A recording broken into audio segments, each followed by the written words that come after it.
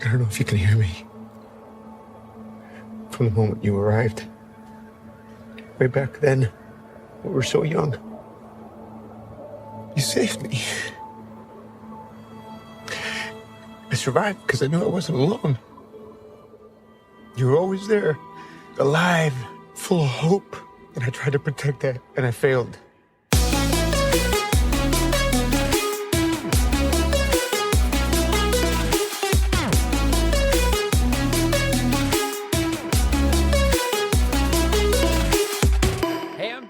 And I'm Noah, and you're listening to the final episode of Moon Knight, where we take our current favorite pop culture obsession and enjoy it one nibble at a time. You're listening that to one didn't work. It's fine. It's fine.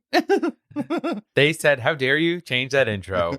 We've reached the end of the cycles of the Moon Knight. Can you believe this 6-part event? We are at the final event of the 6 parts. We got to stop saying it because Marvel, Disney, I think they changed their mind. Someone wrote the copy for that little voiceover thing that said a 6-part event. And then someone else wrote the copy for whatever it was, that description, and said series. No, they said season. Everyone's confused. Yeah, they deleted a tweet that said series finale and then posted it with saying season finale. Delete the tweet. Delete the tweet. But the first Disney Plus MCU series not starring an established Avenger has come to a close. Goodbye. Yeah. We're about Brussels sprout. to talk about the finale. Did it give us definitive answers? Maybe not. Did it give us more questions to be answered? Probably so. I mean, there's a lot to do it, but I feel like this series went out to finish what they started. So we can discuss that because, I mean, what I guess that's actually what every show and season you would expect, to finish what you start while also giving you more questions.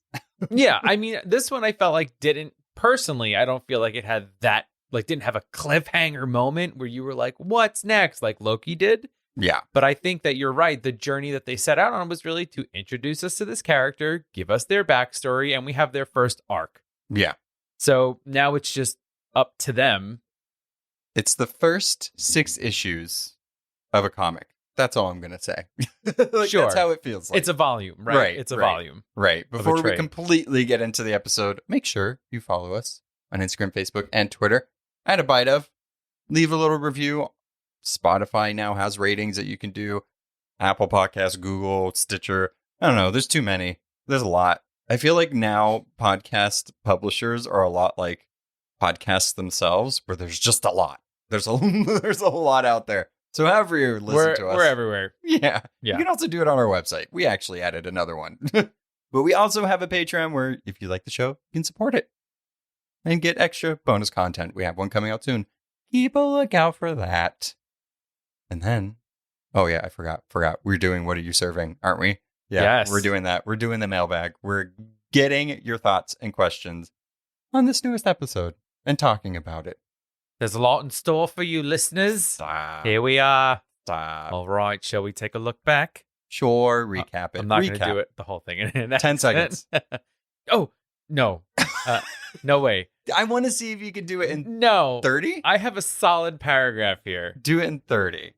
All right. See if you're sorry. There's somebody revving their motorcycles right now. Vroom. Do you want me to actually time you? Or I guess it's not going to be 30 seconds. Hold on, let's see. Okay, ready? Okay, ready, set, go. Let's take a look back at Moon Knight Episode 5, Asylum. Hi, it's your guide through Moon Knight's afterlife, Tarewet, everyone's favorite hippo lion goddess of fertility. The delightful Tarewet leads Marc and Steven to a boat through the Duat, where they will have to balance their hearts on a scale in order to enter the field of reeds. To find balance, they must revisit painful memories in their lives. They face the loss of their younger brother that set their childhood into a spiral of neglect and abuse from their mother, who blamed them for their sibling's death. It is revealed that to escape this torment, Marc created Steven. Steven now has to come to terms with the fact that he is not his own person and not the original. After this revelation, the pair find themselves back on the boat and the still unbalanced scale. Souls are raining down from the sky, learning that Harrow has begun Ammit's judgment. Sand zombies come on board and fight the pair. Steven ultimately sacrifices himself and Marc. The scales balance and Marc makes it to the field of reeds.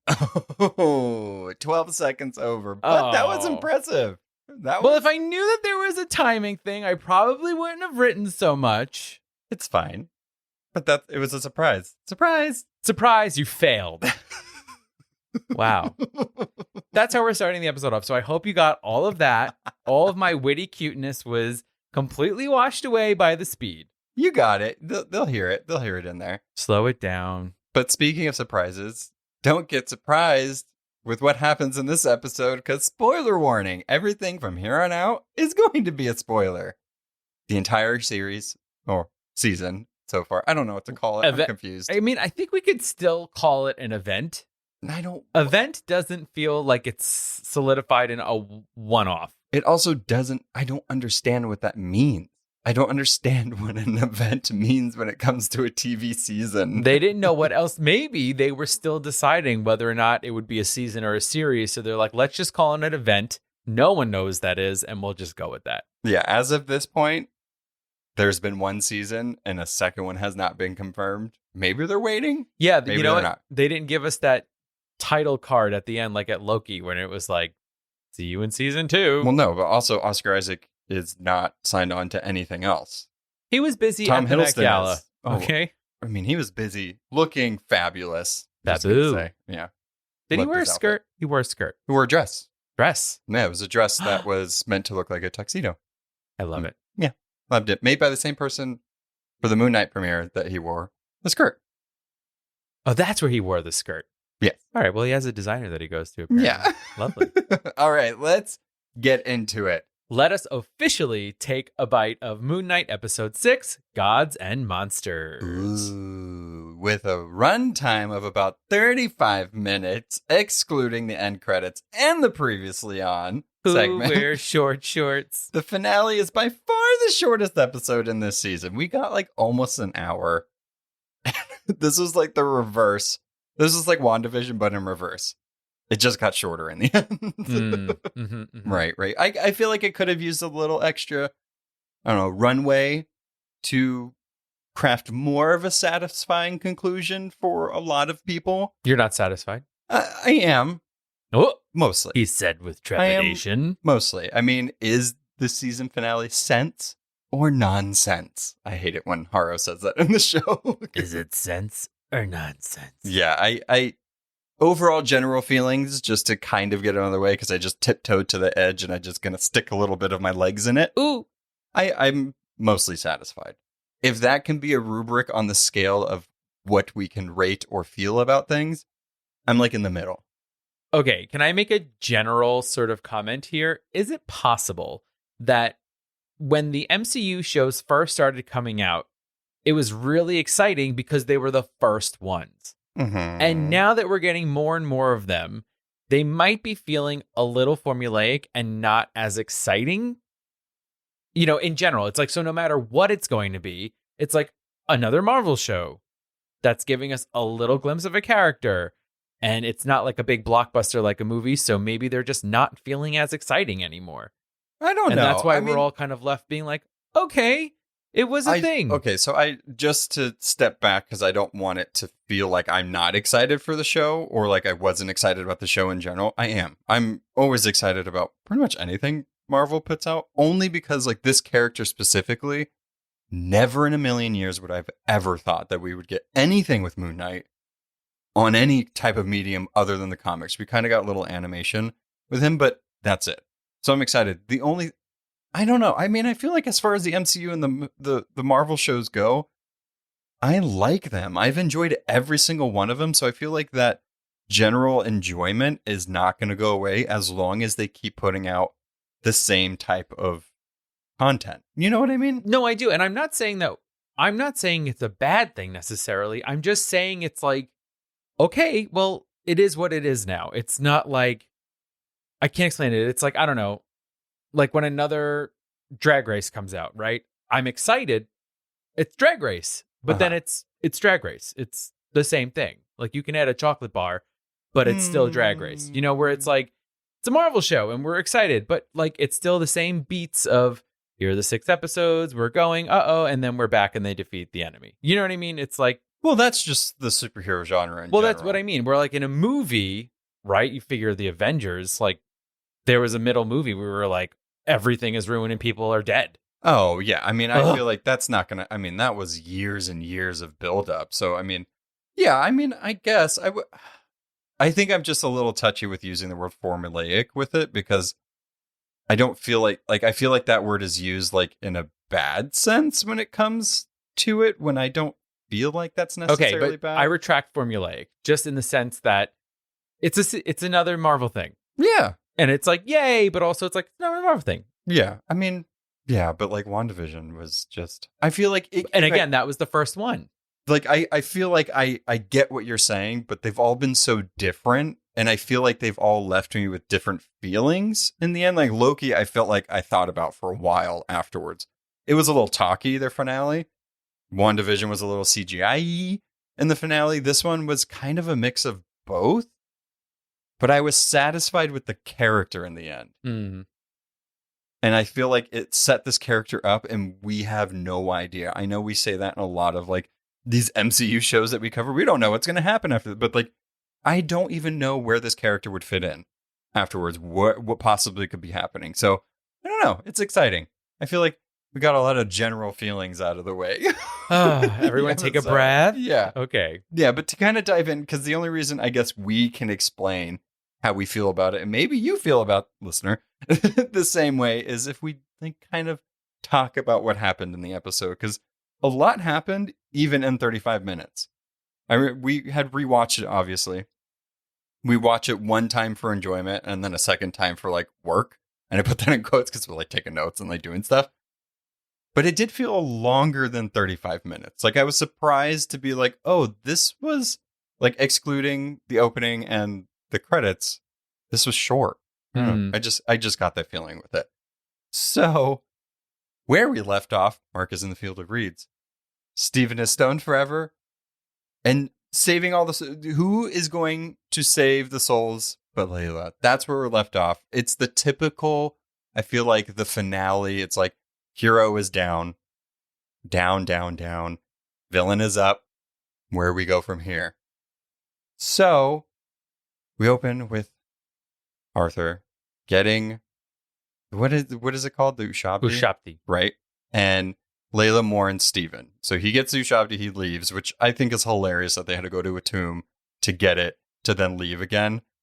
But the little moment where we see Layla actually mourning Marc is kind of sweet. Mm. You know? And also, like, it's a little scary because she wants to mourn him, but yet she has to stay hidden because she fears for her own life. Right. And she's obviously the only one that is on this mission and knows what's happening. Where are the Avengers? Where's everyone else? Mostly dead. No. They have to do these shows to just fill out the roster again. Right. Because Totally. everybody's either off world dealing with their own problems or dead. In space. Yeah. So after he finally gets Ushabti, he leaves. Layla obviously has to follow. She takes the scarab that Arthur just left with Stephen. I don't, maybe because he was like, okay, I got it. I found where Ammit is. Here you go, Stephen. That's how you know he's not an archaeologist by trade. He's a cult leader. If he was an archaeologist, he would take that and hold on to it and preserve it. That's true. What about the Ammit gift shop or the museum that he has to open after they judge all the souls? Everybody in this episode is getting their miles/steps in big time because it's just back and forth between what pyramid and what tomb and what temple. And then up the pyramid, down the pyramid, in the pyramid. I love that in this scene. So on his way, Harrow's on his way to the Great Pyramid of Giza. And Harrow tries to Jedi mind trick this, I guess, roadblock, this checkpoint or whatever. Yeah. And he's like, you don't need to see my papers. I need to see your soul. I laughed. I just thought, I was like, if I was that guy, I'd be like, no, I do need to see your papers. And I don't know what you're talking about. Let me tell you a little story. Shut up. Yeah. But the Harrow staff is new and improved. It's gone from double crocodile head to single crocodile axe head. And then also, he doesn't got to touch no one to judge no souls. Yeah, it's just it's an AoE effect, an area of effect judgment. It's about 50 feet around. He just slams it into the ground and boop, purple. The spell costs about 50 mana. Totally. You got it. Got to restore his MP. Yeah, so as he's judging all of these checkpoint people, Layla is obviously following in deep undercover in typical Avenger fashion. just something on the head. Hood and a Hood. scarf around Hood the and a mouth. scarf. I will say she is the most undercover that I've ever seen anybody in the MCU so far. So she's going a lot. She's going Yeah. I do want to say, though, that she reveals her knife a little too early. She's very far away from him. She was going to kill him in the middle of nowhere with nothing but his followers. Yeah. Yeah. Oh, you know what else is something interesting? Is that they judge all of the souls, right? And one of the guys at this checkpoint survives. Yeah. But then he almost like automatically becomes a follower of Ammit. It's almost like he's brainwashed. Like a cult. Yeah. Yeah. It happens immediately. Yeah. This is just like instant cult. It's not like, you just killed everyone I know. He's like, okay. Yeah. Jimmy is dead. Not Jimmy. Yeah. But, it's fine. I'll follow you now. Yeah. You do kind of see some purple go over his eyes. So Yeah. It does seem like there is some type of, I don't know, omission of like, I don't know, consent Will or almost. something? Will, Yeah. and they're just automatically followers. Yeah. Looks painful, though, the whole process. Yeah. He was shaking for a while. It's like, Yeah. I'm free. In this scene, too, we do get Tarewet. She starts speaking through the dead bodies to Layla. And she's like, don't do it. He's too powerful. You're all by yourself. Thank you. I mean, Tarewet through this entire episode is like the voice of reason. We needed Tarewet as our comedic break from the series. But she's talking through all the dead bodies. I which is know. weird. But they come up and they have this sweet voice. And Yeah. they're like men with mustaches. Hi. Phenomenal. Yeah. Layla, don't kill them, please. Marc sent me. It's me, Tarewet. Goodbye. Yeah, I'd be like, I don't know who that is. That's another Who? thing. I guess she knows that she Well, knows her Egyptian mythology. I think she knows, but it's also like we know what she physically looks like, which she's this adorable hippo. Yeah, it's hilarious. So Harrow and his army get to the Avatar's chamber, and he kills them all. He kills all the Avatars, or at least most of them, except for Osiris. Really. Yeah. These avatars are what are known in the trade as worthless. Yeah. They have no powers. Yeah. They let this guy just rumble in, and then they're surprised that it was Harrow. It's like, at the trial, did Marc not tell you that this is what was But going to also, happen? he was in cahoots with Osiris, so it's also But was he? surprise. Yeah, because he talked to him afterwards. He was like, "Yeah, I'm so glad that you like went with my reasoning." It was weird. They were in cahoots. But whatever. I don't think it was cahoots. I just think they're ding-dongs. Well, yeah. They all died. Bunch of dummies. Yeah. So Arthur does end up freeing the giant alligatress. Alligatress. I tried to be clever with that, but I didn't realize how. I think you should have just committed and gone with it. Arthur does end up freeing the giant alligatress. Gorgeous. You nailed it. Who in turns accepts him as her new avatar. I love that they just have to break the Ushabti to release them. There's no spell, there's no ritual, there's no special time of day, nothing. It's just smash it on the ground. I mean, not a foolproof plan. There's stone floors. I mean, you're just waiting for an They accident. only had 35 minutes to do it. They couldn't have more than one ritual in this episode. Very strict rules. Yeah. And so when we finally see Ammit in the flesh, looks pretty badass. I Yeah. don't know what I was expecting, but I wasn't expecting that. And I like what I got. Agreed. You know? Yeah, I I like liked it too. I like the mummy wrappings around the mouth a little bit. Yeah. Pretty cool. I like it. Meow. And we also find out that Harrow's scales are not balanced. But don't get me started. We obviously knew that, though. I'm just going to say. Hypocrite.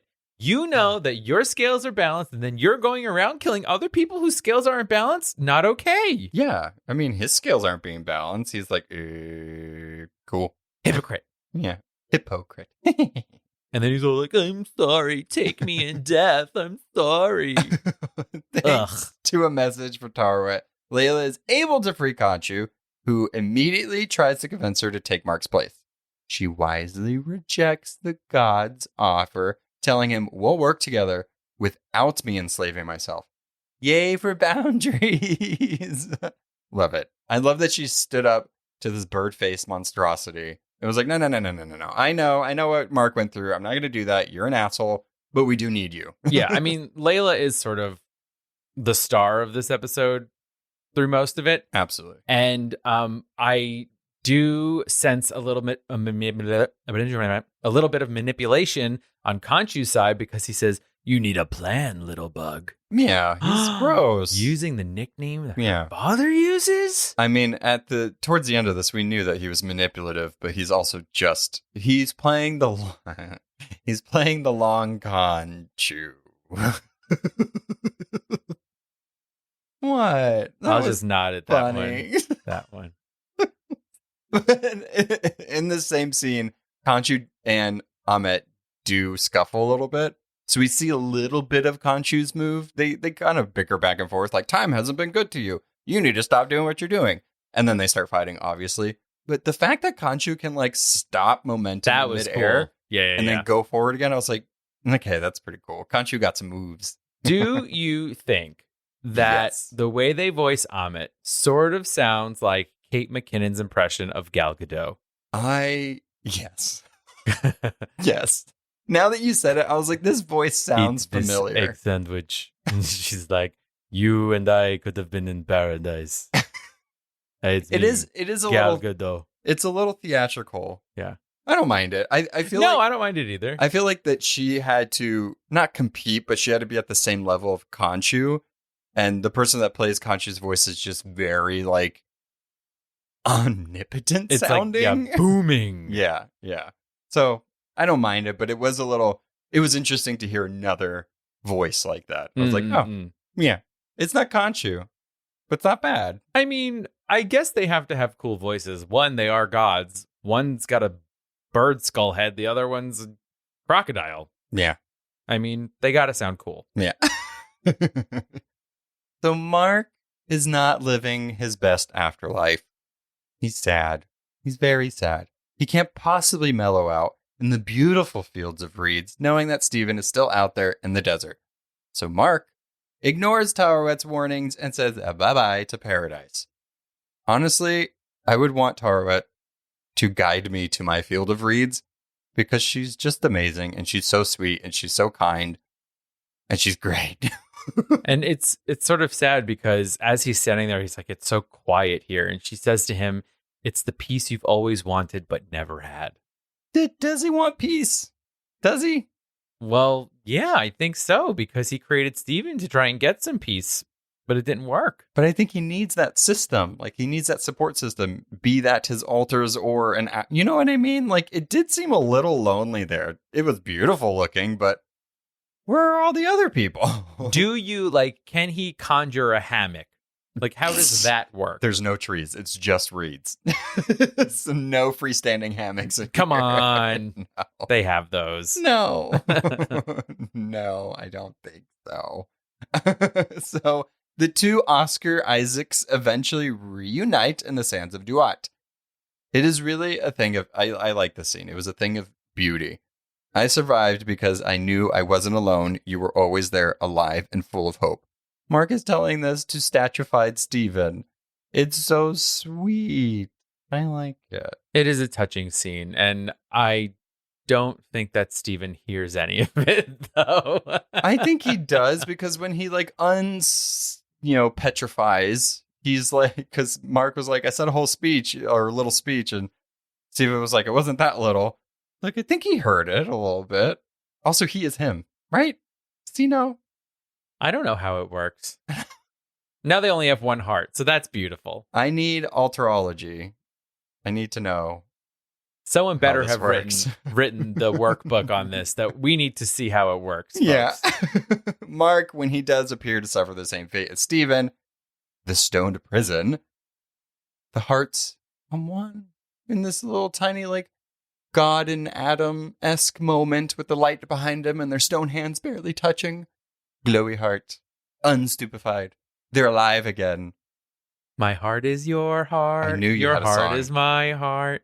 From the Duat and the field of reeds and stuff. We are You just had to add one another man. syllable. We are just one man. We're going back home to meet with Conchu. Yeah. We're gonna break stuff. Well, yeah. But they hug and they're like, oh, the door's open and they're going to go. But then Osiris is like, no, tidal wave of sand. And then who comes out Your girl, but Tarewet? Hippo. And she's like, no, I'll give you a little break. But I love that Steven's like, Hippo. Woohoo! It's so sweet. But Mark and Steven are finally back. I do love this, though. I feel like this was like a point in the story that was closed. This was the moment. Like, isn't that what the story was kind of about? Was Mark trying to, or on his journey to balance himself, to work with himself, to accept himself? Absolutely. And he did it. Because tonight is the night Oh my when God. two become one. Stop it. I'll stop it there. that one song, not the other ones you have planned? No, I mean, I'll just stop it at those 2 lines. I won't go any further. I won't ad-lib the rest of the song. But the song may come back up. The song may come back up. There might be another song. You know, I'm just in the moment. You know, sometimes the Spice Girls, they just speak to me. Yeah? Yeah. We Colors of the World, Moon Knight, your life. At our wedding shower, we played this game. I don't like games where people ask me questions about my significant other like I'm just supposed to automatically know every single answer all the time. Yeah, and it wasn't like what color are his eyes or No. It was like what song would get Derek up on the dance floor immediately to dance. I was like, "Oh, I don't know every song." I mean, true. But Most songs. His best friends have known him forever were the ones that like wrote it. And it was Spice Girls. And I was like, what? I did. And then it could have been any. And then everyone that was there just started singing Stop by the Spice Girls. Yeah. And then Melissa and I performed Stop. Right. Of course. Right in the typical moment. Derek fashion. You as a listener usually hear Derek vocally dancing whenever the situation arises. Usually if Derek is around his two friends that I could specifically think of, Vinny and Melissa, or should we disguise their names? They've been mentioned before. Melissa's been on the podcast. Oh, yeah, that's true. Anonymity, not for you. Nope. But anytime something like that comes on, full dance performance. The entire thing all the way through. We take the saying, all the world's a stage, very seriously. Very seriously. Listen, if there's a beat, we're going to drop it down. You guys- a 5, 6, 7, 8. You guys did the whole Grease mega mix. We sure did. At the We did that wedding. at our wedding. Yeah. Then we performed Spice Girls at the wedding, and we performed Backstreet Boys at the wedding. And then at Melissa's wedding, we performed a couple of those things too. Yeah. It's a party. Yeah. It's always a party. I performed Backstreet Boys so hard that my shirt burst open. It did. Yikes. I had to like run up to him and be like, "Hi, I'm talking to you, buttoning your shirt at the I same didn't time." realize it in the photos. It's all chest hairy. Not good. I'm sorry, Melissa. So Mark and Anyway. Steven are healed fully. Now we get this interesting talk between Khonshu and Mark and Steven. They made it a new deal to stop Ammit, but that's it. Like, we're like, okay, we're going to help you stop Ammit, but that's it. I'd like in this scene, we also see that since they are now essentially one, and it seems like Steven is able to know what's happening when Mark is in control, that they swap in and out of both of them Yeah. so effortlessly, and it's so fucking cool. Magic clothes, baby. Yeah, because like it's in the comics, it's more, especially in the recent one, it's like, you know, Moon Knight is in it and Mr. Knight is in it. But the scenes that you get them in, it's like the next page you'll go to and it's Moon Knight. The next page you go to and it's Mr. Knight, but they're different situations. It's not like happening in the moment. Exactly. Yeah. And now that we saw this, I want this character in more MCU stuff because I'm just like imagining a like, I don't know, big giant fight scene and just seeing Moon Knight swap between these two. Oh, it's so cool. We don't have that in the MCU so far where something like that can happen. I don't know, just visually it's really cool. It just adds to the repertoire of cool Multiple heroes in one. things. Yeah. Also, Steven is very confident in this conversation, and I'm here for a confident Steven.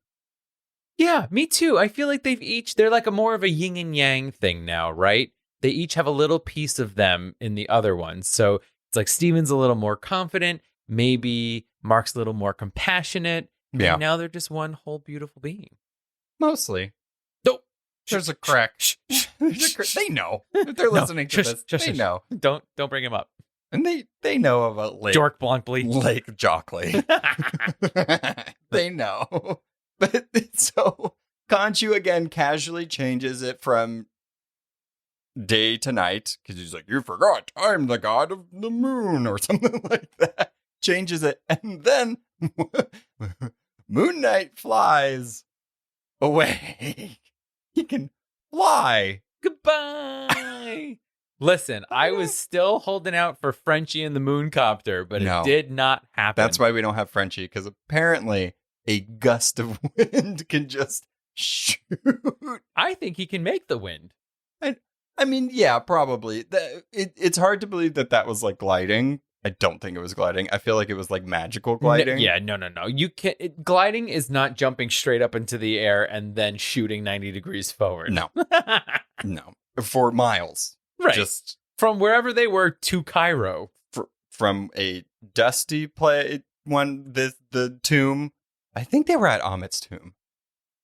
Maybe. Right. That's where he woke up. He woke up at Ammit's tomb, but then they traveled to, I guess, just outside of Cairo where the Great Pyramid is. And that's where Ammit got most of her power again. It's not that close. They had to take a car there. So that's true. But when you're Moon Knight soaring, stop. Moon Knight flying. The visual of him when he went up in the air and then he silhouetted the moon, that's pretty cool. I wanted a scene like that in the show. Is it like Captain Planet, where like Captain Planet needed the sun to be energized? Does Moon Knight need the moon? Okay.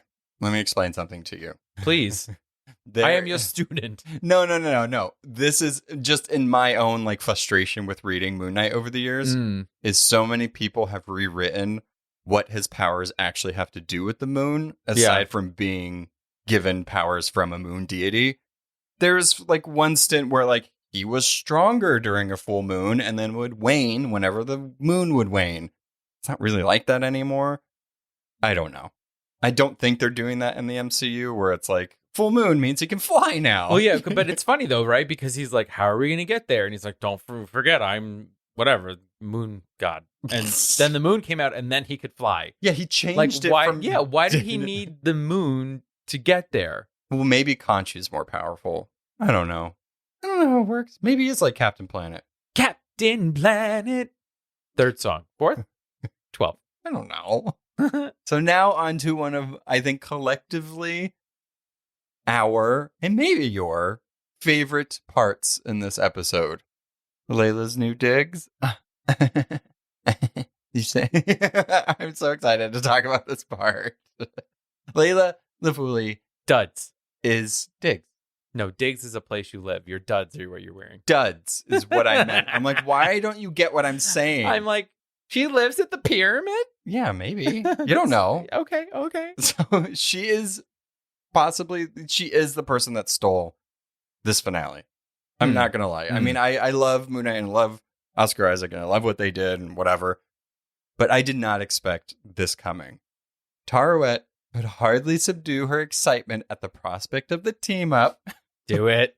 Puppeteering the corpse of Osiris's human avatar to let her know that... and nearly blowing her cover also in the process. Do it. I can't do it. You can do it. Layla! So cute. She gets so excited. Almost blows her cover. She has and is Tarewet's avatar. So cool. She was like, no, thank you, Khonshu. But she's like, okay, Tarewet, you kind of seem cool, but also I need some help. Also, stranger danger. I don't really know who you are. Maybe that's a good thing. Right? Maybe she didn't have, she was like, maybe it's a good thing I don't see what you look like. Apparently, you're a scarab. Oh, well, I guess. So while her moniker is never mentioned, obviously, because she had a whole, 20 minutes with this new costume, complete with golden wings and swords. Yes. And it just looked absolutely amazing. Layla, the character is kind of modeled after an Egyptian superhero that exists in the comics. The Scarlet Scarab. Oh, okay. That makes sense. It makes sense. And I'll tell you why. There was hints throughout this season, and we just didn't put it together because this character is very obscure. Her progression from Little Scarab to the Scarlet Scarab also makes sense. She was called Little Scarab how many times? Right. Yeah, we got that. The scarf she made her dad was red, too. Exactly.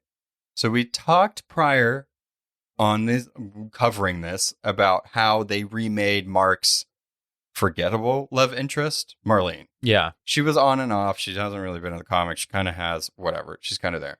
Into a stronger character of Layla, who doesn't exist in the comics.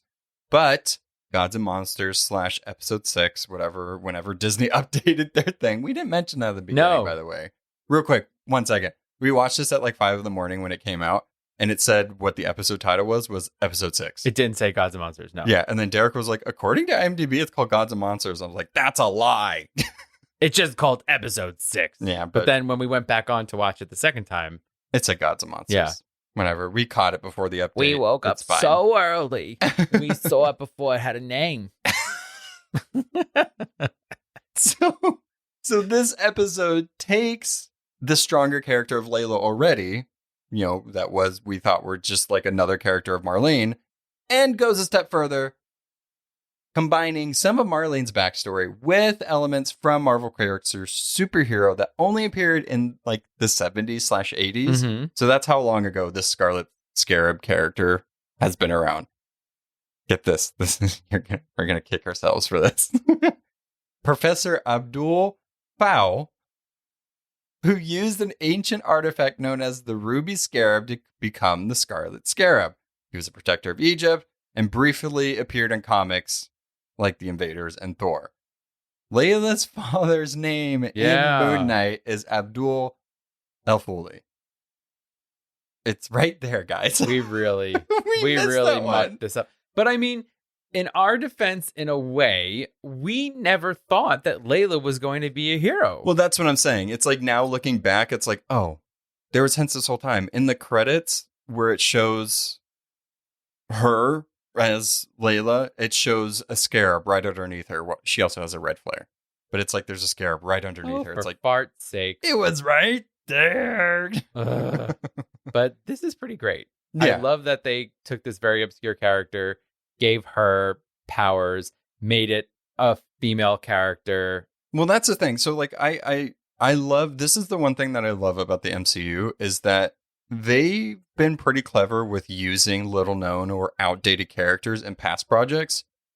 But because of the director and the executive producers with this, they kind of dug deep and they were like, let's make this new character and upcycle a character that could work, but isn't in here. And if you think about it, this whole, from episode 3 on, it took place in Egypt. So it would be a wasted opportunity to introduce the first Egyptian Marvel hero. Yeah. Yeah. Especially. Yeah. I mean, I love it. It's super cool. As we see in a later scene, they're like, are you an Egyptian superhero?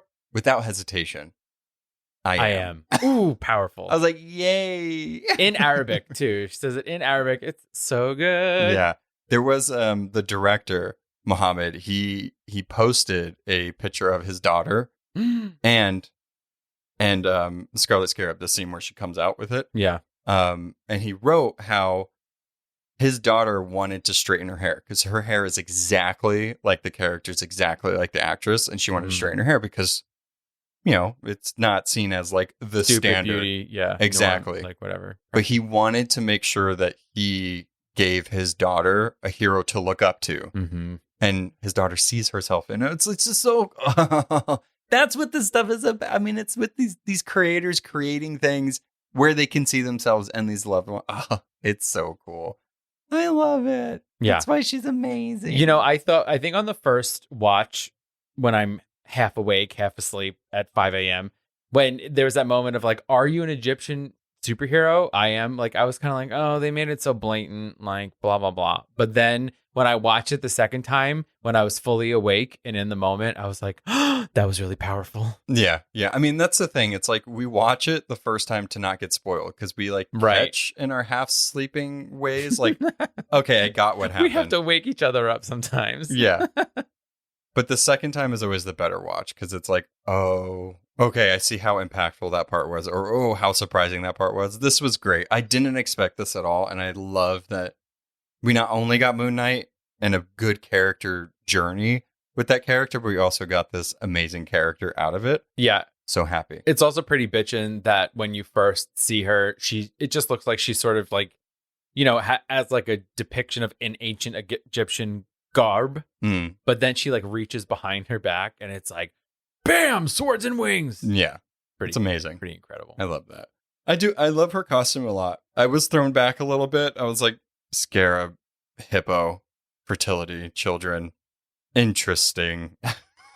Yeah. But it's cool enough to where I'm just like, whatever. Maybe they don't have to model it after themselves. Well, it's interesting in the sense that, like, I mean, Hawkeye.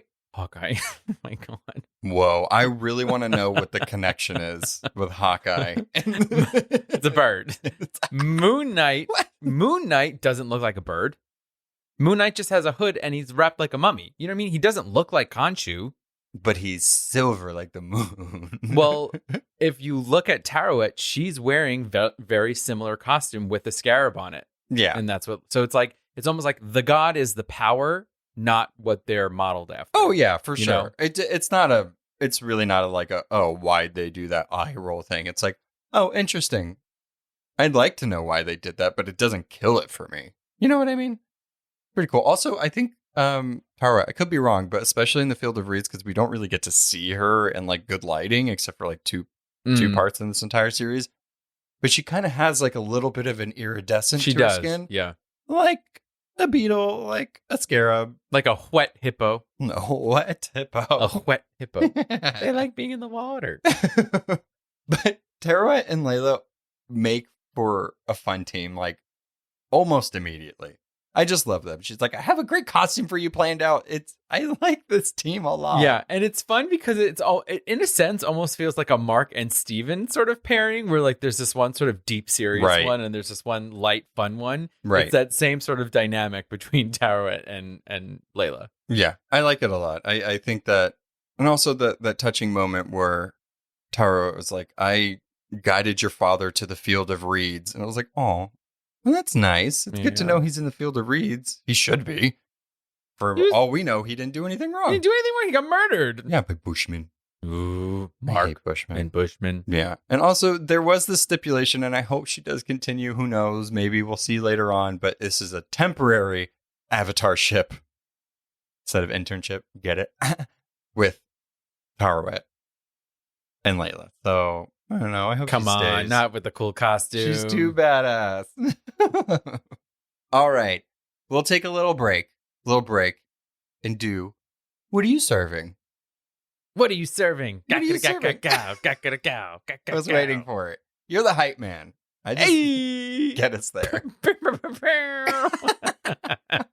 So this is the part of the episode where we answer your questions if you have any. We talk about your thoughts or anything else you want to say. It doesn't have to be about the show we're covering.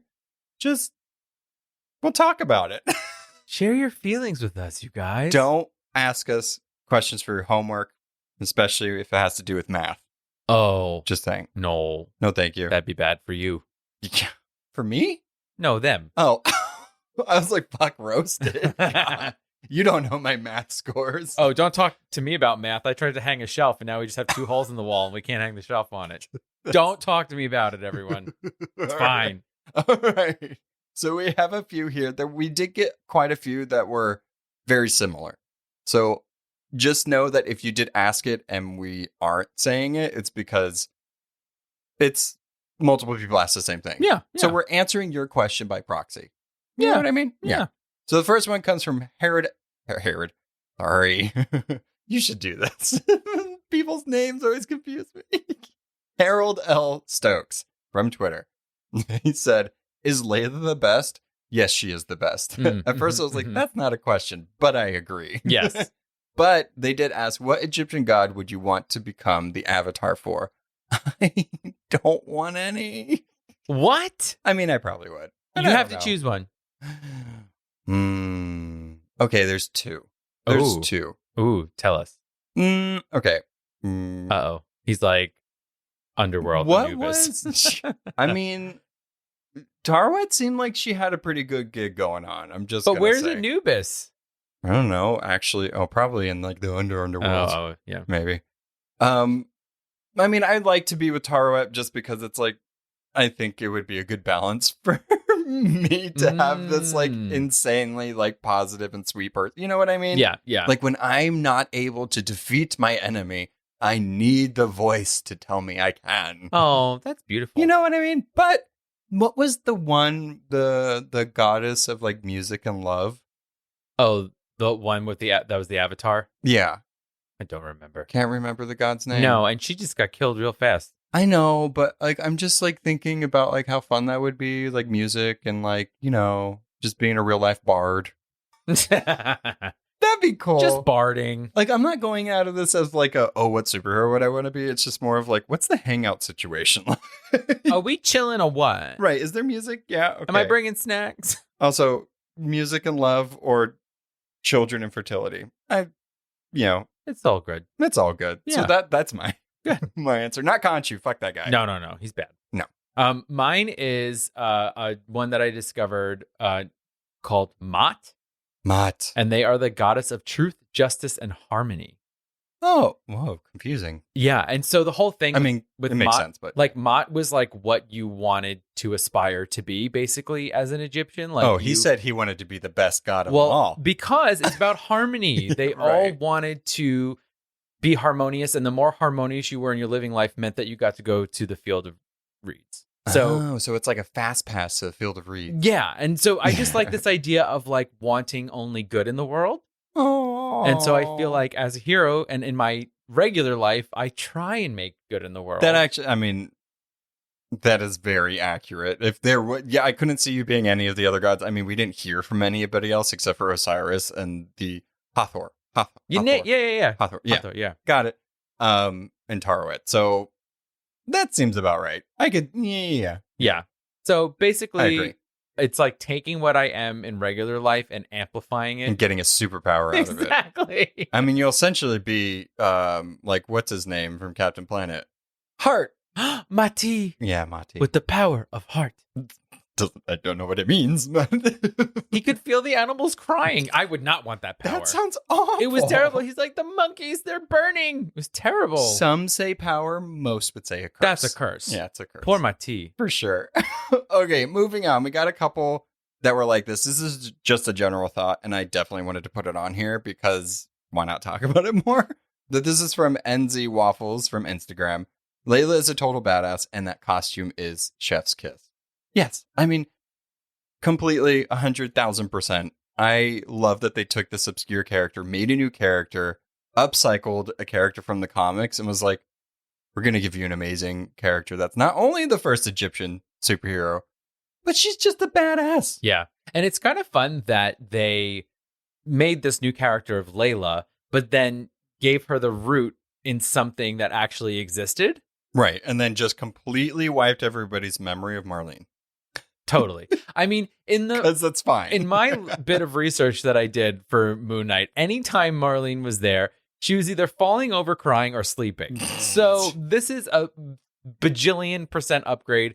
Add golden wings and swords, and I mean, and she can sort of fly too. Oh yeah, I mean, she got to the city real quick. Yeah, and then like when she's like later on, she's like she's going to like stop that van from falling. She's like, Yeah, like that. yeah, just like that. Yeah, so she's completely badass. I hope that we do get a spin-off or something with her. I would love to see Layla Tombbuster as the Golden Scarab. Like, it's just like a Tomb Raider movie, but she's the Golden Scarab. Yeah, I want that. That's what I want. but with a trusty sidekick Stephen Grant, but it's only Stephen. No, Tarewet. Can't have not Tarewet in there. Well, no, she's the avatar of Tarewet. Tarewet is there, but the sidekick is like, hey, Red Scarab, what are we doing now? Hey, laters gators, sort of thing. God. I love the arm movement. Yeah. You guys can see the arm movement. All right. So this one is from Miss Savannah Black, Instagram. 2 goldfish now, and 1 fin is back. Also loved Layla's acting as an avatar. Killed it. I added this one because this is the only person that mentioned the goldfish out of everybody mentioning it. Yes. They're both, guys, they're both in the same tank.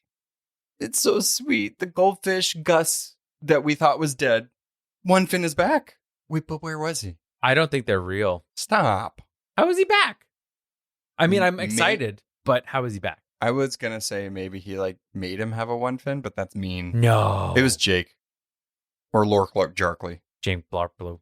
Larkley. There's a so Steven found Mark's hiding spot above the fish tank in the apartment, but they didn't know that under the floorboards is Blarkblue's hiding spot.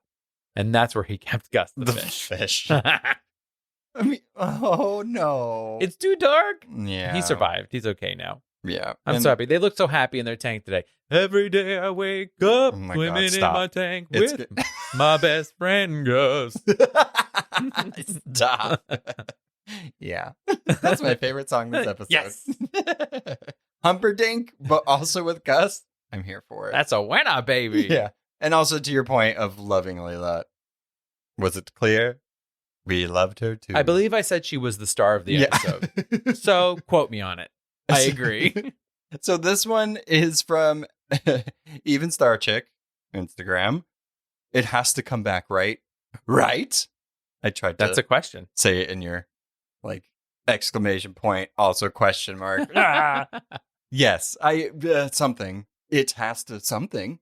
Well, he has to exist past this, right? So we got that. And now she's a full-fledged hero. She has to exist as well. Temporary. No. Caveat. I think it's going to be something like she's going to be able to wear that scarab and she's going to be like, touch it. Be like, beep, boop, Tarewet, it's time. And then she's going to be like, Sailor Moon. And then she's going to I knew it. I was in my head. I was like, I wonder where he could possibly bring up Sailor Moon. Did I think it was here? No. So I now have the same feelings of this episode that I did of the finale. I am surprised. 6 out of 6, baby. I had to do it. Yeah. Yeah, so I cautiously excited. Do I think anything's going to be announced? I hope soon. Because if it's not soon, probably going to take a little bit. Yeah, I think it's going to take a while. Especially with Multiverse of Madness coming out. So who knows what that's going to affect. Yeah. Wink. So the last one that we have is from Joe Stimmel. Am I saying that right? Comment below. Am I saying your name right? No. I hope so. Probably not. Do I say anybody's name right? Jork Larkley? No. That's the winner. So they said this is just more of a general thought and feeling that they had. The sum of its parts were greater than the whole. I still liked it, but the disappointing last episode, they set up way too much to pay off in 35 minutes. I agree. Mostly, I mean, I don't know. I think that's how, haven't we really felt that way about most of them? Where it's like, they set up this thing, they kind of get to a resolution, but while getting to the resolution of the thing, they set up the next thing. But throughout the entire thing, there's big parts that are so enjoyable that just make the whole episode enjoyable, which then by proxy makes the entire series enjoyable. I think that... Is that what you mean, Joe? Yes. I think that they had 6 parts to do something. I think that they did not use their time wisely. Why 6? I didn't tell you to do 6 episodes. Do more. Yeah, there's something I think we really did need the Asylum episode. We needed to be and live through that and get the backstory, but it almost feels so disjointed from the rest of it, which I guess is sort of the point. But I had I had a problem with the first 2 episodes. I felt like they were too similar. I don't know. They as far as something about Joe saying the sum of the parts, it's like the parts themselves were valuable but weren't done correctly. I don't know. I can't explain it. It's like they spent too much time on some things and not enough time on others. I don't know, maybe that was on purpose with this particular story and character. If they were to make something feel a little disjointed or unreliable or whatever, I think this would be one of a few characters that you could possibly do that, because even in the Asylum episode where it kept going back and forth between these different planes, realities, mind spaces, whatever, I think it's supposed to feel just, you know what I mean? I don't know. It's interesting. Yeah. But I think we can all maybe agree that we want more. We always want more. Yes, give me more. That's not where I was going. Oh. But if you want me to sing Britney Spears, give me more, I will. Fucking God. So, no. I think that we can all agree. So you did it. Yay, your first song. That's not first my song of the season. First song of the season. How dare you? It was back in Twilight days. Oh my God. He was singing Decode. I think that we can all agree that while it was entertaining, maybe some of us liked it more than others. Oh, yeah. But it seemed that there was something off. Something tiny. It needed more. Yeah. I at least more of like, they kind of threw the stuff up in the air and we kind of saw what happened to it, but we didn't get to see where all the chips landed. Which there is some mystery that they have to do. They have to set up, they have to have intrigue, they have to have the conversation going. That's fine. You could have done it, which you did with the very last scene we got. But I feel like we just need more. Whatever. I mean, that is what it is. You know what I mean? But I feel like they could just not stick to the 6-episode thing. Maybe bring it up to 8. 8 might be good. I want 2 full months. 8 30-minute episodes. Well, do the WandaVision thing. Like, even if like you can kind of sparse them with like how long they are, but I felt like we got so much of the story with that. But even in Hawkeye, right? Hawkeye to me was like snappy. It was snappy. It was going. Like, it was like 30 minutes, bam, bam, bam, bam, bam. And it was like, beautiful. Like, this was like weird 45 to 55 minute things that sort of didn't have enough. I don't know. I'm just saying. I think the formula that works best is 8 at 30 minutes. Or 8 at 59. No. Too long. No. If HBO can do it, Disney can do it. Oh, he said, give me Game of Thrones. I mean, just saying. All right. Thank you for your thoughts, questions, suggestions, anything. Keep a lookout for those or send us. I mean, we'll talk about them. Again, thank you. Thank you for giving us a bite of what are you serving? Yeah. All right. On to the final showdown. Speaking of hippos, Ammit eats up souls like a hungry, hungry hippo. Nom, nom, nom. Before we weren't speaking of hippos, but we kind of were. When are we not speaking of hippos in this episode? She just gets all those souls right before the gang regroups and intervenes. Are Ammit's disciples, i.e. Harrow's disciples, also imbued with power to judge people? Because they did. Maybe. So they could just spread the love? Maybe the inner sanctum, like his... They were all throughout Cairo. But like that pack that he was traveling with. His besties. Just the maybe best. Maybe they can imbue them with power and then take it back. I like the pause after imbue. Right? I don't know. Is it imbue? Imbued? Imbued? It's a blade. Imbued. I don't even know if that's a word. Imbued them. No, I don't know if there's an N. There's now. Guy, comment below. Is there an N? Is that even a word? Can you imbue other people? No, it's imbue. Don't you look it up. I'm looking it up. So. Imbue. Endow. What? Ew. No. All right, guys. Merriam-Webster. Okay. Oh my God. Derailing. It's a variant of imbue. Imbued. It means to endow or to permeate or influence as if by dying. To tinge or die deeply. That fits. Yeah, they're all dying. E-N-B-U-E. There's no N. Imbue. No N. I ddidn't do an N. You're doing it. Imbue. There. No, you did it again. No N. So she's eating the souls like a hungry, hungry hippo. Nom, nom, nom. Marc/Steven and Layla take on Harrow while Khonshu and Ammit go on Godzilla versus Kong. So big. The scene with Arthur and Moon Knight on the pyramid was fucking awesome. When he came zipping through, he met midway through the pyramid. Arthur saw him, then he ran down the pyramid while Moon Knight ran up the pyramid. The full moon was in the background. The knee to the face. Yeah, that was pretty betcha. That was like the scene of when we fully got full Moon Knight back in a couple episodes, and then he like ran up the building away from the jackal. I was like, this is Moon Knight. This is from the comics. I love it. I want more of it. And we got an extended fight scene, which was nice. The mid-air changing while he was fighting Harrow in that scene between that was very Mr. cool. Knight, Moon Knight. Again, I just love it. Steven's so brave now, you guys. So brave. But he also knows his limits. And he's like, Mark, you take this one. No, thanks. He's like, I did the falling. Yeah. I'm going to change back. Yeah. The thing I liked about this whole final big scene is, there's that talk of like, we're going to get a CGI battle at the end. Yeah, okay, so what? We should. Superheroes. But I liked the mix. We got a choreographed fight with Layla, Marc, and Harrow and all the goons. And then we got the kaiju giant god fight in the background. It's amazing. I mean, I don't know why they were so big. I'm glad Khonshu could just be like, I can match your size. Yeah, I know. She really had to eat some souls to get that big, but then he was like, watch me. Like that. Just like that. Just like that. You almost sounded like him. Just a little bit. I don't know if my voice can go that deep. That's definitely not. Nope, I can't. In the middle of this fighting, Layla does show up as the Scarlet Scarab, or whatever she wants to be called. I love that Marc and Steven compliment her costume.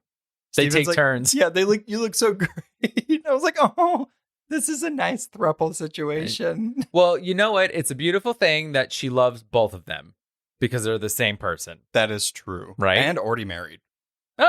Less paperwork. Yeah. We also, in this fight scene, get to see Mr. Knight fight like a fucking beast. That is, I'm not saying this as a comic book accuracy thing, but that is what that character in the comics is like. He just has his billy clubs and he's just smacking everybody, and it's so cool. When he like ran past those two and punched them both at the same time. Yeah. He just kept running. I was like, this is pretty great. I'm enjoying every second of what I'm watching right now. We get to see Moon Knight / Mr. Knight's full arsenal in this scene. Oh, yeah. Multiple clothing changes, of course. The billy clubs, the moonerangs, the grappling hook. It's phenomenal. Oh, yeah. The grappling hook was surprising. I was like, oh, he has a grappling hook? That's not ancient Egyptian, but that's fine. A moon cling hook. A lunar hook. No, doesn't work. I'm bowing out. I'm sure there's other names with the moon that you could go with. Think about it. All right. In this scene too, we as you mentioned, and we mentioned with the Egyptian superhero. Are you an Egyptian superhero? The reason why this scene kind of stood out to me was that we got to see our heroes, or this new hero, saving people. Mm-hmm. I know their entire journey is to save the world, but it is nice to see them save people. And I loved that Layla was the one that did that. Are you an Egyptian superhero? I am. Continues to be a badass. Watch this. So good. So, of course, they're all about to lose. When once again, Marc blacks out. When he comes to, he has Harrow's axogator in his head. Almost going to slice through his head like a hot knife through butter. Yeah. His head's butter. The axogator is The on knife. it. The knife. And all of Harrow's men are dead. What happened? We've seen this before. He's confused. Layla's confused. We are not confused because Jork Blarkley Bling blong blong. is there. We just haven't seen him yet. We still haven't seen him. So at this point, with it being pretty much done with this season / series / event, I'm like, okay, we're just never going to get Jake. It's fine. Whatever. We'll get to it. They still need to bind Ammit to a human host. Thanks, Osiris. Which they do with Harrow. Who else? I mean, he's clearly... Who else but Harrow? Yeah, who else but Harrow? Khonshu urges Marc to kill Harrow. He doesn't. It's very Mortal Kombat. Very finish him. Kill him while she's inside of him. And then it feels very Hunger Games, right? Because it's like President Coin. She's like, just do it. And he's like, no, it's just like what we just went through. Why am I going to kill more people who just kill people? Yeah, I mean, it did seem a little hypocritical because they both just kill people. Yeah. There's a lot of hypocrisy. There's a lot of hippocracy. No, she would never. She's an angel. No, I'm just saying because there's a hippo in the show. Okay. When else are we going to be able to say that in the MCU? Bring it back when the Scarlet Scarab gets her own series. Yay, Hippo and the Scarab. Oh, best friends. Raiden Tombs. Keep going. Nope. Oh. I was like, yeah. You get tiny Do it. little itty bit. little bit. Whoa. So he does refuse. And Khonshu goes away. He's not his avatar. Put that in quotes. Then we get an interlude. I can't. A thing. What? There's a scene in between when Khonshu allegedly releases the guys and the last Engelbert Humperdinck needle drop. Boop. That kind of throws everything off balance. Marc and Steven wake up in the hospital where Harrow was their doctor. So this is what reality looks like, Steven asks. And I am sitting here very confused because I hope it wasn't all a dream. So Harrow replies with, the imagination is very real. This chair, the desk, the lights were all first created in the imagination. Okay, yeah, that makes sense. Obviously, somebody had to think of these things to actually make them real. But does that imply that the office is imaginary? Or no? Theory. Harrow's feet start bleeding. Theory. Okay. So I think in the last episode, we kind of came to the conclusion that the asylum is an in-between life and death. Right. And so I think in this moment, when Harrow is being bound to Ammit or vice versa, and Marc and Steven are being released from Khonshu, they meet in this moment between life and death.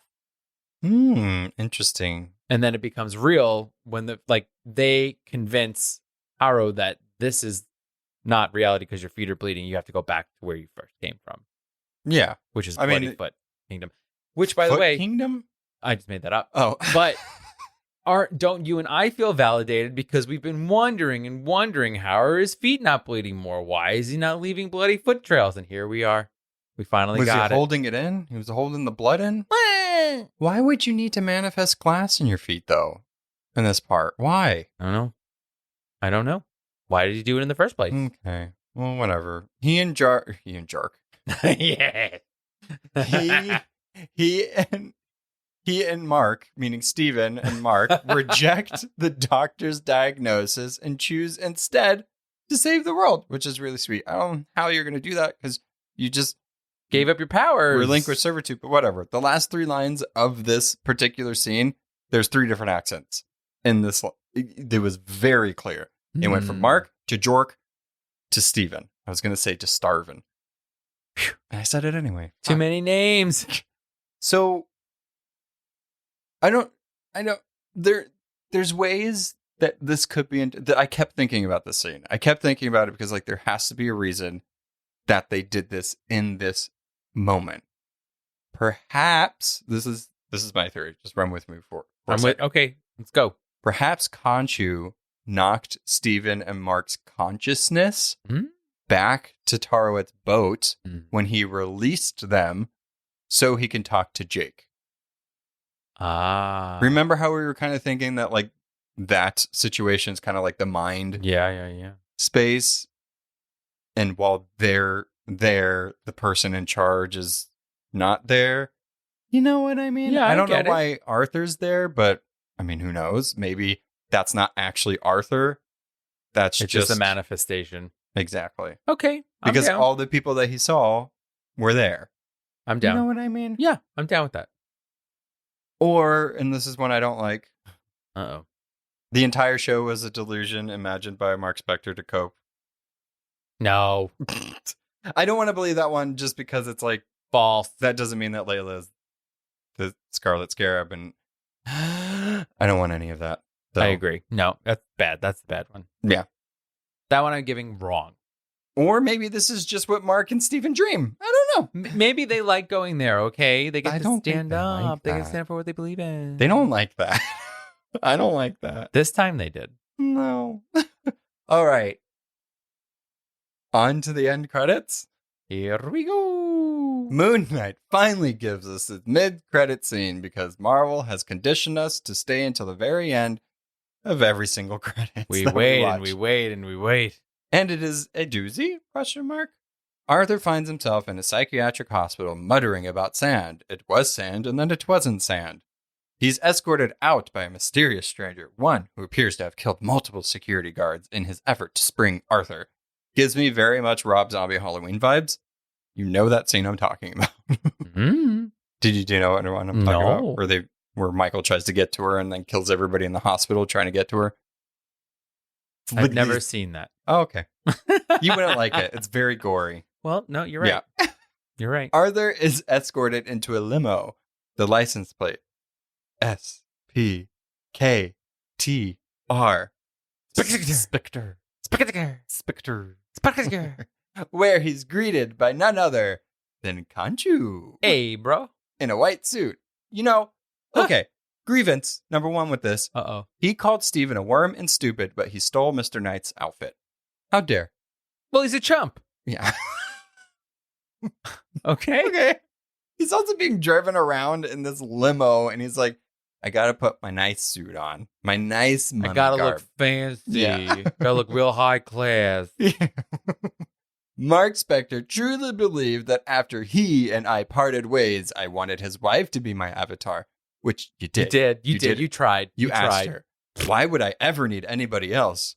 But he has no idea how troubled he truly is. Meet my friend, Jerk Blarkley. Jake Lockley. He said, tip of the cap. Turns around, revealing himself to be none other than Oscar Isaac. Whoa. With We the never caveat. saw it coming. It's the third personality, one that fans of the comics have been hoping to see time after time again. We have been wanting to see time and time after again. Jerk Blarkley shoots Arthur, presumably killing him, and then drives off. He also only speaks Spanish? Speaks both. Does he? Yeah, he speaks English in the hospital. Oh, he does. Yeah. Right. But he primarily speaks Spanish, which I think is interesting. Yeah. I guess. I'm interested. Yeah. Yeah. I guess it's just another way to tell them apart. I mean, the hat isn't enough. I did like when he kicked the wheelchair before getting back into the Oh, car. my God. That was a chef's kiss moment. for me. As soon as I saw that, I was like, oh, ooh, he's not great. He's a real jerk. He's a real badass. He kicks wheelchairs, baby. Yeah. I mean, so this alone, there was, I did my research on why it took so long for Jake to be The introduced. third that we all know exists. Right. Yeah. The creators, Jeremy Slater, all of them, they wanted you to sit with Steven and learn his story without it being too crowded, if that makes sense. Sure. And they felt the duality between Steven and Mark was good to then not add this thing. But then they were also kind of up against a wall of like, well, we can't not have him in it. Also, they just never figured out what happens when they black out, so they didn't know how to introduce until later on. I mean, well, that's the thing too. It's like they have no idea, but maybe they do. Maybe they just Like, don't. why is it so surprising, right? It's like she was like, what was that? What do you mean, what was that? But I think they know to an extent, or maybe they just like something just doesn't make them. My theory is that Jake is not only the human, Jake is also the car. And so whenever he blacks out, he turns into a car and he just runs everyone over. He's not Kirby. Vroom, vroom. He's not Kirby. It's me and the Spectromobile. Watch out. I did like that limo is literally pulled from the comics. Same exact vehicle, same exact license plate, but it's Mr. Knight's car. So again, they're just stealing Steven's style. Yeah. It's fine. And then I want to know, so let's say in the future, right? Say next season of Moon Knight, if we get to know Jake, what's his real name? Jake a little more. Yeah. And then we learn his backstory. But now my question is, if Steven has a Moon Knight form that's Mr. Knight, what's Jerks? Exactly. Yeah. That doesn't even exist. Maybe he doesn't. Maybe he doesn't need one. He's just the car. You're Oscar Isaac. Oh. What? I want him to have a suit. Yeah, he might. His hat just turns white. Stupid. Yeah, I mean, I don't know what this means. I mean, it's definitely setting something up. It gave another thing. We knew it was in the sarcophagus. We knew when he as the seasons went on, we knew when he blacked out, he was Jake. But right. What is Jake doing? Why is Jake doing that? I mean, obviously, Khonshu, the reason why he's like, why do I need anybody else? It's because apparently there's just, he can always keep the same body. It's just a different person. Mm-hmm. So if that alter doesn't work out, he just gets another one. Right. That one doesn't work out, he gets another one. I don't know. Well, I mean, what is Jake doing? It's kind of like Steven was there to block the danger, but no one was actually dealing with any of the danger. Mm-hmm. And then that's where Jake came. Well, that's what I want to believe. I want to believe that Jake ultimately wants to protect them. Right. Both, which I'm assuming at some level is. But does that mean for a second season that he's going to be the villain? Like, is he going to be a villain with himself? Or is he going to be more of like leaning on the anti of an anti-hero? Back to the duat. Gotta get the scales balanced again. No, I don't want that. Dead. Yeah. Kill him. No. It definitely gives us more questions. It answered some of them. But I think that's the state we're always left in with these shows. Which means it was good. I mean, it was good. How many moons do you give this? Out of 6, because there's 6 episodes. fair. I give it 3.5. Whoa. I don't know. 3 and a waning gimbus? It's exactly. A waxing gibbon. I give it a solid 5 full moons. I liked it. I liked it a lot. Yeah. May have problems. But sometimes hot messes can be No, nice. I think that's fair. I think your 5 in ratio to my 3.5 makes sense. So on average, it makes it 8. What? I just added. How did average become more than either of the numbers? Because I gave it a better score. Like 4.5? 4.75? Yeah, 4.5. 4.25? 3.3. Someone do math. We told you we're not good at math. We gave ourselves math. Let us know how you felt about the entire series. How many moons do you give it out of 6? 6, guys. 6. Not 5 Guys Burgers. 6 moons. 6 moons. Yeah. But I'm excited to see where it goes. I'm excited to... I think we're going to have to wait a real long time. Yeah, we'll see. We'll see if an announcement comes out. Maybe they didn't do an announcement because they didn't want it to be spoiled with everybody like Loki, because we didn't know at that point that these shows were going to get multiple seasons, because they told us they were only going to be limited series. I don't know. We'll see. We'll see. Let us know what you felt. Do we have one more special segment? We sure do. Let's get to the last, talking to the gods of the moon. All right. Representing strength and conviction, the Polynesian goddess of the moon, Hina's myth began on Earth. She was a talented fabric maker. Where else? Whose kappa was in high demand. What's that? Kappa is a material made from the bark of trees. Oh. Yeah, so she was really It's good. not papyrus? No, she's Polynesian. Oh, that's right. It's for a Not very Egyptian. specific area. Hey, we've been in Egypt for a long time. We've been in Egypt for 6 weeks. 6 whole weeks. 6 whole weeks. 6 whole weeks. Feeling underappreciated for her talents and tired, she decided to flee to finally find a place to rest. First, she jumped on a rainbow and went to the sun, but she found it was way too hot. She then set sail on another rainbow and found herself on the moon, which she felt was actually perfect. Here she lived for the rest of eternity. Like the many phases of the moon, she too has many roles: protector, destroyer, mother, and sometimes even goddess of death. God. How about that? She has many faces. Many phases. Like I said, like the many phases of the moon. Oh. Why don't you listen to me? I did listen, but I thought I was original. I'm not. Inspired. Hina is represented by the colors silver and white, and her name can be seen in the Polynesian word for moon, Mahi. Wow. Yeah. Wait, so she just goes up there and decides what she wants to be? She's like, just hanging I'm out. going to be death for a little bit. Well, there's many different legends and myths of who she is and whose mother she might be and where she fits in.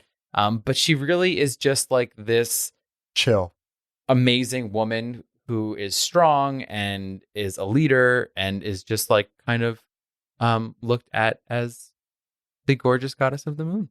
I like it. Yeah. I'm good with it. Just a cool, simple... I want to be her avatar. There you go. I get to be everything. How about that? And also chill on the moon. Hey, everybody. Just me on the moon. I'm going to be nice today. All right. Don't Your craps are doing great. Mm-hmm. You're welcome. Mm-hmm. You spite me. Curse on your firstborn. It's dangerous. Could be fun. It's a dangerous game. No, it could be dangerous. Yeah, I don't want that. Never mind. It's a lot of responsibility. Yeah. Okay. Well, I think that the moon is now setting and the sun is now rising. And we're done with Moon Knight. Goodbye. I sang that Fuck. already. Okay, we gotta go. We gotta go. You've said it. We're gonna get a copyright claim because no, I just short enough and then I make them my own. But when you put it together, oh, you can be okay. I see. All right. I'm sorry. Take it back.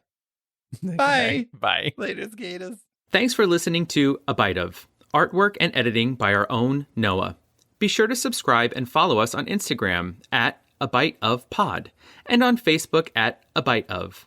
If you have questions, recommendations, or just want to say hi, you can email us at abiteofpod@gmail.com. You can find us on all podcast platforms. Please be sure to rate and review to spread the word. Hope you join us next time on A Bite Of. Bye!